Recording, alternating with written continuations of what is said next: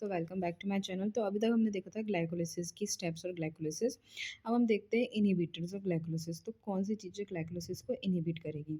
Arsenate और आयोडोएसिटेट जो होते हैं वो इनहिबिट करते हैं ग्लिसरॉल्डेट 3 फॉस्फेट डिहाइड्रोजनेज को, जो कि 6th स्टेप में हो रही होती है। देखो ये है ये रही ग्लिसरॉल्डेट 3 फॉस्फेट पे आर्सेनेट एक्ट करेगा और इस स्टेप को वो रोकेगा। तो आगे क्या होगा? 1,3 बिस फॉस्फोग्लिसरेट नहीं बनेगा। फ्लोराइड जो होती है वो इनहिबिट करती है एंजाइम इनोलेज को, कैटालाइजिंग स्टेप 9।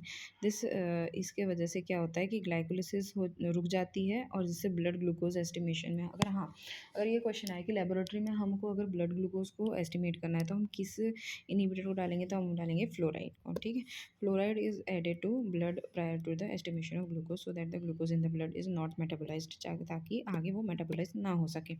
अब देखते हैं differences between aerobic and anaerobic glycolysis. तो एरोबिक यानी ऑक्सीजन की प्रेजेंस में, एनारोबिक यानी ऑक्सीजन की एब्सेंस में। ये हर टिश्यू में होगा, ये उन टिश्यूज़ में होगा जिसमें माइटोकॉन्ड्रिया नहीं होगा। तो आरबीसी, कॉर्निया, लेंस, इन सब में क्या होगा? एनारोबिक ग्लाइकोलिसिस होगा। और मसल में भी होता है एक्सरसाइज के टाइम पे। इसमें रिक्वायरमेंट है ऑक्सीजन की, operates in presence of oxygen only, सिर्फ ऑक्सीजन की प्रेजेंस में होगा, एब्सेंस में होएगा। फेट ऑफ पायरुवेट क्या है? पायरुवेट जो हो जाएगा एसिटाइल को ए में बदल जाएगा, यहाँ पे पायरुवेट जो है वो लैक्टेट में बदलेगा। एनर्जी यील्ड, इसमें कितनी एटीपी बनती है? 9, पर उसमें 2 यूटिलाइज भी हो जाती है, ग्लूकोज का फर्स्ट स्टेप में ही होती है। नेट गेन कितनी हो गई? 7 की हो गई। नेट एटीपी फॉर्म भी यहाँ पे कितना होता है? 4, पर इसमें भी एटीपी यूज़ होती है, तो क्या हो गया? 2 नेट गेन एटीपी हुआ। अब ग्लाइकोलिसिस के बाद कंडीशन क्या होती है? अगर ग्लाइकोलिटिक एंजाइम में कुछ डिफ़िकल्टी है, जैसे कि हेक्सोकाइनेज है, एल्डोलेज है, पायरुवेट काइनेज है, तो इससे हीमोलिटिक एनीमिया होता है। या हम ऐसा कह सकते हैं कि हीमोलिटिक एनीमिया में hexokinase, aldolase and pyruvate kinase में हमें डिफ़िकल्ट या डैमेज दिखेगा।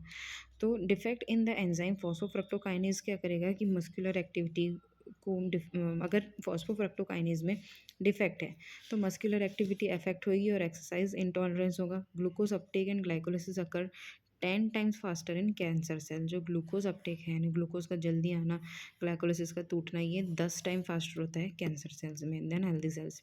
कैंसर सेल्स में हाइपोक्सिया होता है, इसकी वजह से ग्लूकोज वो ज़्यादा यूटिलाइज करती है। एंड प्रोडक्ट क्या है ग्लाइकोलिसिस का? जनरली लैक्टेट होता है। During fasting the rate of glycolysis is decrease. Fasting के टाइम पे रेट ऑफ ग्लाइकोलिसिस डिक्रीज हो जाता है। Cells derive their energy needs by utilising fatty acid. Fatty acids को यूज़ करेगी in carbohydrate rich diet. The dietary glucose is rapidly metabolized by the glycolysis. This is because insulin is secreted in response to elevated blood sugar levels, which increases uptake of glucose by cell and its subsequent metabolism through glycolysis in all tissue except in brains. क्या बोल रहा है? Insulin जो होता है वो elevated blood glucose के time पे सिक्रेट होता है, जिसकी वजह से ग्लूकोज का अपटेक ज़्यादा होता है सेल से और इसकी वजह से मेटाबॉलिज्म होता है। अब हम देखते हैं फेट ऑफ पायरुवेट, यानी कि अब पायरुवेट तो बन गया, हमने ग्लाइकोलिसिस में क्या देखा कि पायरुवेट बन रहा है, पायरुवेट बन गया, तो उसके बाद पायरुवेट का आगे क्या होगा? आगे भी तो कुछ प्रोसेस होएगी, तो वो आगे क्या प्रोसेस होंगी अब देखते हैं। तो कन्वर्जन क्या होगा पायरुवेट का? या तो वो लैक्टेट में बदल जाएगा या तो एसिटाइल कोए बन के क्रेब्स साइकिल में चले जाएगा। ठीक है, तो when oxygen is not available तो पायरुवेट जो होता है वो रिड्यूस हो जाता है लैक्टिक एसिड में, लैक्टेट डिहाइड्रोजनेज से, जिसकी वजह से एक NADH हमारा वेस्ट हो जाता है, यानी इसमें एनर्जी लग रही है। This extension of glycolysis in the absence of oxygen इसको हम एनारोबिक ग्लाइकोलिसिस कह देते हैं।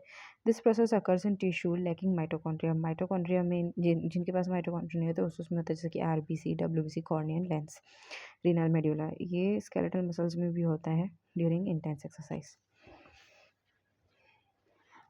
अब समरी देखो, अगर ग्लूकोज 2 NAD और 2 ATP को यूज़ करके 2 पायरुवेट बना रहा है, 2 NADH बना रहा है, 2 ATP बना 2 H2 बना रहा है, ये क्या है? एनारोबिक। ये एरोबिक है ऑक्सीजन की प्रेजेंस में। एनारोबिक में क्या हो रहा है? ग्लूकोज 2 ATP तो ले रहा है पर 2 लैक्टेट बना रहा है और 2 ATP ले रहा है ना, तो ये एनारोबिक होगी। Fate of NADH generating. अब NADH का क्या होता है? NADH जो जनरेट होता है वो शटल पाथवेज के थ्रू यूज़ हो जाता है। NADH 10 जो रीजनरेट होता है उसको रिसाइकल भी कर देते हैं ग्लाइकोलिसिस में। 2.5 एटीपी जनरेट होती है एनएडीएच से अगर माल्टेड एस्पार्टेट शटल है, और 1.5 होती है जब ग्लिसरॉल है। मतलब कि इसमें भी ये है कि देखो, जो एनएडीएच है ये दो शटल के थ्रू ट्रांसपोर्ट होता है, एक तो है माल्टेड एस्पार्टेट शटल और दूसरा है glycerol phosphate shuttle. Glycerol phosphate shuttle से ये सिर्फ 1.5 एटीपी देता है और ये माल्टेड एस्पार्टेट से 2.5 एटीपी देता है। जब बहुत ज़्यादा एक्सरसाइज हो रही होती है स्केलेटल मसल में, तो इसमें क्या होता है कि ग्लाइकोलिसिस जो होता है वो बहुत ज़्यादा पायरुवेट प्रोड्यूस कर रहा होता है, पर क्रेब्स साइकिल स्लो हो रही होती है। तो इसकी वजह से क्या होता है कि पायरुवेट का एक्यूमुलेशन बढ़ जाता है। Moreover, the rate of formation of NADH by glycolysis exceeds the rate of its oxidation। और NADH भी बढ़ रहा है पर ऑक्सीडेशन नहीं हो पा रहा है ATC में completely. On the other hand, for glycolysis to continue sufficient level of NAD plus are required. अब हमें सफिशिएंट लेवल NAD चाहिए। Further the oxygen level drops in skeletal muscle due to intense exercise. The only solution, अब देखो अब क्या हो रहा है कि ना, क्या हो रहा है कि जब हम एक्सरसाइज बहुत कर रहे हैं तो हमारी बहुत सारी एनर्जी यूटिलाइज हो रही है, बहुत सारा ग्लूकोज यूटिलाइज हो रहा है, ग्लाइकोलिसिस हो रहा है, NADH भी प्रोड्यूस हो रहा है, लेकिन NAD प्लस उतना नहीं है। NAD प्लस उतना नहीं है तो NADH आगे नहीं बन पाएगा। इसकी वजह से क्या होता है कि जो अल्टीमेटली जो पायरुवेट होता है वो लैक्टेट में उसको चेंज होना पड़ता है, उसकी मजबूरी है। इन एनारोबिक कंडीशन, अब एनारोबिक कंडीशन में NADH plus H plus produced in step 6 of glycolysis is use to convert pyruvate to lactate by LDH। Anaerobic condition में जो NADH प्लस H प्लस है जो कि ग्लाइकोलिसिस में हुआ है उसको हम कन्वर्ट करेंगे पायरुवेट से लैक्टेट में बाय LDH यानी लैक्टेट डिहाइड्रोजनेज से, ठीक है। After reducing the pyruvate to lactate NAD plus is regenerate. अब हमने क्या कर दिया, पायरुवेट को लैक्टेट में बना दिया तो NAD प्लस वापस रीजनरेट हो गया जो कि वापस ग्लिसरॉल 3 फॉस्फेट यूज़ कर लेगा और ऑक्सीजनिक चालू हो जाएगी। So it seems that only the role of reduction of pyruvate to lactate is to regenerate NAD plus. तो हम ये देख रहे हैं कि अगर हमारे पास उतने अमाउंट में NAD प्लस नहीं है तो हम क्या करेंगे कि जो ग्लाइकोलिसिस का जो पायरुवेट है उसको हम रीडायरेक्ट करेंगे लैक्टेट बनाने में। लैक्टेट बनेगा तो NAD प्लस रीजनरेट हो जाएगा। NAD प्लस रीजनरेट हो गया तो वापस से जो ग्लाइकोलिसिस वाली साइकिल है पायरुवेट वाली जो एरोबिक कंडीशन में होती है वो स्टार्ट हो जाएगी और हमारा जो पायरुवेट है वो कम्प्लीटली ब्रेक डाउन हो जाएगा। तो इसका इसका मतलब क्या है कि this ensures undisturbed glycolysis in the absence of oxygen. However after some time elevated lactic acid lowers the pH which self stimulates the anaerobic cycle। अब देखो कुछ समय बाद क्या होगा कि लैक्टिक एसिड बहुत ज़्यादा बढ़ जाएगा। बेसिकली एसिड है ना, एसिडिसिटी बढ़ा रहा है। एसिडिक ज़्यादा होने की वजह से क्या होता है कि वो खुद ब खुद लिमिट कर देगा एनारोबिक ग्लाइकोलिसिस को, यानी कि अब एनारोबिक ग्लाइकोलिसिस खुद से नहीं होगी। इसलिए एनारोबिक ग्लाइकोलिसिस सिर्फ थोड़े टाइम के लिए होती है जब इंटेंस वर्कआउट होता है। इसेंस क्या है, the role of NAD plus and NADH can be explain by 4 R's। Reduce कर दो, रीजनरेट कर दो, रिसाइकल कर दो और रीयूज़ कर दो। Linked to physiology of vision, it is interesting to note the role of anaerobic glycolysis is in powering ocular function। anaerobic glycolysis से हमारा ocular function यानी देखने का तरीका अच्छा होता है, देखने का function अच्छा हो जाता है। The tissues requiring the high visual acuity are mostly avascular, जैसे कि fovea, ये generally avascular होते हैं, इनमें blood supply नहीं होती। In contrast retina is highly vascular, और जो रेटिना है उसको ब्लड सप्लाई की बहुत ज़रूरत होती है, facilitating anaerobic glycolysis in it। The lactic acid produced as a result of anaerobic glycolysis is removed by the ocular fluids, aqueous and vitreous humor। जो लैक्टिक एसिड जो होते हैं एनारोबिक ग्लाइकोलिसिस से प्रोड्यूस होते हैं वो ऑक्यूलर फ्लूइड्स, एक्वस और vitreous humour remove कर देता है। ATP generated in anaerobic glycolysis powers the visual equity of fovea and other tissues.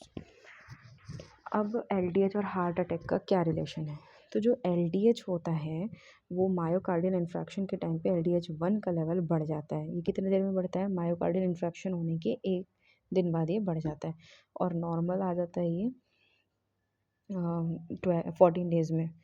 अब एनर्जेटिक्स क्या है ग्लाइकोलिसिस की, एनारोबिक कंडीशन में क्या हो रहा था, नेट गेन ऑफ 2 ATP हो रहा था, एरोबिक में 5 से 7 का हो रहा था। Regulation of glycolysis, the glycolytic pathway has 2 important roles। एक तो है degrades glucose to generate ATP and provides precursor for synthetic reaction, hence glycolysis is regulated to meet these 2 major cellular demands। अब irreversible steps जो है glycolysis की वो 1st, 3rd और 10th steps हैं। लैक्टिक एसिडोसिस हुआ, लैक्टिक एसिड का बहुत ज़्यादा एक्यूमुलेशन हो जाता है तो लैक्टिक एसिडोसिस हो जाता है। अब आओ, अब हम ये देखेंगे कि amount of ATP generated by complete oxidation.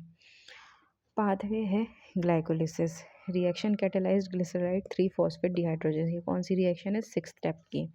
इससे क्या होता है? Oxidation of 2 NADH by ATC। यहाँ पे 2 NADH का यूज़ हो रहा है। यहाँ 3 क्यों दिखा रहा है? हम तो कहते हैं कि एक NADH से 2.5 ATP बनता है, पर यहाँ 3 क्यों बन रहा है? क्योंकि ये ग्लिसरॉल फॉस्फेट शटल से आ रहा है। अगर मैलेट एस्पार्टेट शटल से आता तो 5 बनता, पर ग्लिसरॉल फॉस्फेट शटल से आ रहा है इसलिए 3 बन रहा है।